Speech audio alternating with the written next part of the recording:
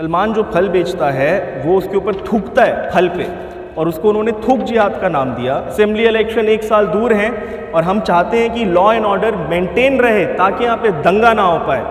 मैं माजिद, आप देख रहे हैं आपकी आवाज़। पिछले 2-3 महीने से कर्नाटक के अंदर कई सारे मसले उठ रहे हैं। हिजाब का मसला हो, हलाल कट मसला हो, या लाउड स्पीकरों का मसला हो, या मंदिरों के पास मुस्लिम्स को जो बाइकाट करने का मामला है, वो भी कई दिन से उठ रहा है। अभी अभी फ़िलहाल फिर एक नया मामला उठा है। ये कहा जा रहा है कि मुस्लिम्स जो भी फ्रूट वेंडर्स हैं वो थूक जिहाद कर रहे हैं। थूक जिहाद यानी कि फ्रूट में थूक कर लोगों को फ्रूट बेच रहे हैं। ऐसा एक संस्था वाला जो चंद्रू नामी है, उन्होंने ऐसा इल्ज़ाम लगाया है। तो उस चीज़ को मद्देनज़र रखते हुए बेंगलुरु के कुछ सोशल एक्टिविस्ट जो हैं यहाँ प्रेस क्लब में आकर प्रेस मीट कर रहे हैं। तो चलिए जानते हैं इस थूक जिहाद का क्या मामला है और इसके बारे में कंप्लेंट कहाँ दी गई थी या कंप्लेंट नहीं ली गई, उसके बारे में बात करते हैं। देखिए, आज आप लोगों को हमने इधर इसलिए बुलाया बताने के लिए कि कुछ दिनों पहले हिंदू जना जागृति समिति के चंद्रू मोहन जो कोऑर्डिनेटर हैं मोगर, उन्होंने ये बोला कि मुसलमान जो फ्रूट सेलर है, फ्रूट वेंडर है, जो फल बेचता है, बोला कि वो लोग इकोनॉमी जो है अपना सबोटाज करके मोनोपोली कर रहे हैं। और उनका ये कहना था कि मुसलमान जो फल बेचता है वो उसके ऊपर थूकता है फल पे, और उसको उन्होंने थूक जिहाद का नाम दिया। और इसने ये रिक्वेस्ट किया कि हिंदू भाई सिर्फ हिंदू से फल खरीदे। इस चीज़ को हम मानते थे कि कॉन्स्टिट्यूशन के ख़िलाफ़ है, और हमने ये समझा कि इसके ख़िलाफ़ पुलिस ने एक्शन क्यों नहीं लिया। जब पुलिस ने एक्शन नहीं लिया तो मेरे साथी खिज़र भाई और वसीम राजा भाई, हम तीनों संजय नगर पुलिस स्टेशन गए और वहाँ पर हमने कंप्लेन दिया। अव्वल तो वहाँ पर जो इंस्पेक्टर थे बलराज, उन्होंने ये कोशिश करी कि पहले हमें कन्विंस किया जाए कि फ्रीडम ऑफ स्पीच होता है। जब हमने उनको बताया कि फ्रीडम ऑफ स्पीच को एक्सप्लॉइट नहीं किया जा सकता, तो बलराज सर ने बोला कि हम आपको लीगल ओपिनियन लेते हैं। उसके बाद जब उन्होंने लीगल ओपिनियन की बात करी तो हमने उनसे बोला कि सर ये कॉग्निजेबल ऑफेंस है। यहाँ पर हमारे इकोनॉमिक बॉयकॉट की बात चल रही है, जो कि यूनाइटेड नेशंस का जेनोसाइड का आर्टिकल नंबर 2 अगर आप देखते हैं, वो क्लियर कहता है कि इकोनॉमिक बॉयकॉट भी जेनोसाइड का हिस्सा है। तो हमने उनसे बोला कि आप इसको कॉग्निजेबल ऑफेंस ट्रीट करिए। उन्होंने तब भी हमसे बोल दिया कि हम आपको लीगल ओपिनियन के बाद बताएंगे। जब हमें ये बात बोली गई तो हम कमिश्नर साहब के पास गए, कमल पंत साहब के पास। कमिश्नर साहब ने हमें टाइम दिया और कमिश्नर साहब ने हमारी कंप्लेंट को पढ़ा, और उसके बाद उन्होंने हमें एक सील्ड एनवलप दिया। और उस सील्ड एनवलप में क्या लिखा था हमें नहीं पता।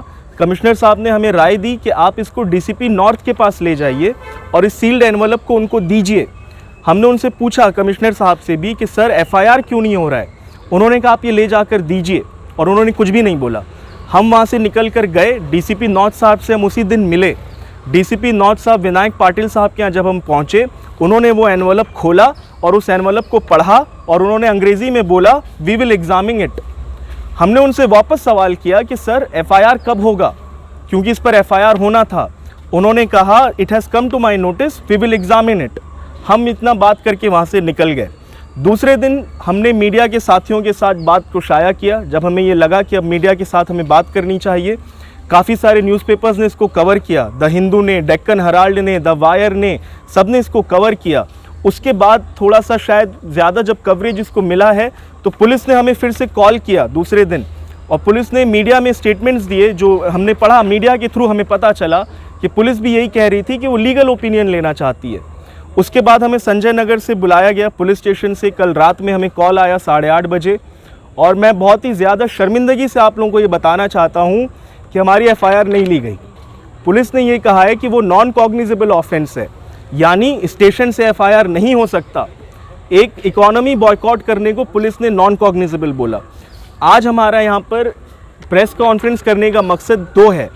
एक तो हम ये बताना चाहते हैं कि पुलिस एक लॉ इन्फोर्समेंट एजेंसी है और उनका काम है सिर्फ उसको लागू करना। अफसोस कि आज वो ट्रेमेंडस पॉलिटिकल प्रेशर में काम कर रही है, बहुत ज़्यादा पॉलिटिकल प्रेशर में काम कर रही है कर्नाटका में पुलिस।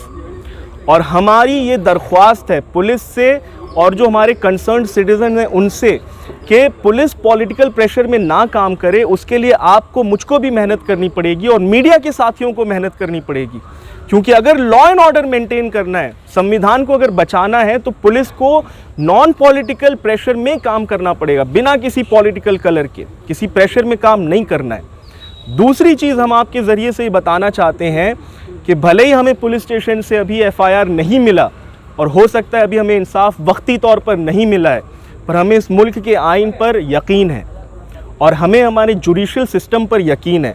हम यहाँ से इंशाअल्लाह कोर्ट जाएंगे और कोर्ट में प्राइवेट कंप्लेन लेकर जाएंगे और कोर्ट से हम दरख्वास्त करेंगे कि वो इस चीज़ के ऊपर एफआईआर लॉन्च करने की ताकीद करे। ईश्वरप्पा के ख़िलाफ़ एफआईआर करने की कोशिश की गई थी, जहां पर उन्होंने मैंगलोर के केस को एक्सप्लॉइट करने की कोशिश करी थी। एफआईआर पुलिस ने नहीं लिया था, कोर्ट ने जब डायरेक्ट किया है, आज उनके ख़िलाफ़ एफआईआर करी जा रही है। हमें पूरा यकीन है इंशाअल्लाह हमारे साथ भी इंसाफ करेगी कोर्ट और हमें भी एफआईआर लॉन्च कराने के लिए जो भी ज़रूरत है वो पुलिस को ऑर्डर पास करेगी। कौन है ये शख्स? इस शख्स का नाम है चंदू मोगर, हिंदू जना जागृति समिति के ये कोऑर्डिनेटर हैं। क्या पॉलिटिकल प्रेशर है इस वजह से ये ऐसा लग रहा है आपको? हमारा पूरा मानना ये पॉलिटिकल प्रेशर है, क्योंकि जिस तरह का माहौल कर्नाटका में बनाने की कोशिश की जा रही है एक पीसफुल स्टेट में, जो कि जाना जाता है, कर्नाटका जाना जाता था पीस के लिए, वहाँ पर जिस तरह से माहौल ख़राब करने की साजिश है, हमें पूरा यकीन है ये पॉलिटिकल प्रेशर में काम हो रहा है, जिसका डिविडेंड कुछ पॉलिटिकल पार्टीज़ रीप करना चाहती हैं। असेंबली इलेक्शन 1 साल दूर हैं और हम चाहते हैं कि लॉ एंड ऑर्डर मेंटेन रहे ताकि यहाँ पे दंगा ना हो पाए। अगर लॉ एंड ऑर्डर मेंटेन नहीं रहा तो दंगा होने के भी इम्कानात हैं, और अगर वो होता है तो उसकी ज़िम्मेदार लॉ एजेंसीज़ होंगी जो अपने ड्यूटी में फेल कर चुकी होंगी।